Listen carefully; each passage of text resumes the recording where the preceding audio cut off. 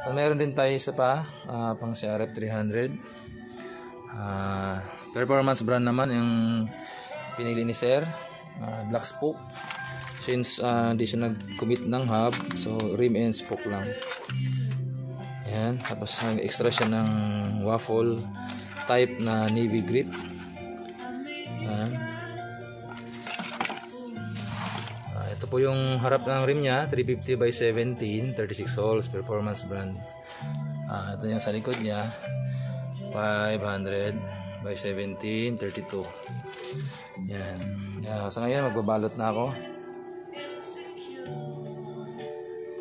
Yan po yung mga order. Ito po sila ay nagtitiwala sa akin lahat, no? Yan. Yan. Ito may kasama pa pang gulong, interior gulong. So di pa natin nakuha.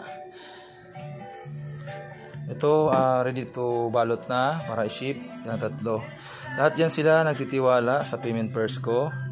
I allowed naman na sa mga bagong kukuha magpa-legit check sa mga grupo. Lahat ng enduro grupo. Sa tropa nyo, kung sinong kakilala nyo, pwede yung ipagpatanong kung ako ba ay scam o legit.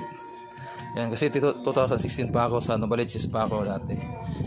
Lumipat lang ako sa Caloocan para mas malapit ang mga shipping sa ibang materials. Ayan.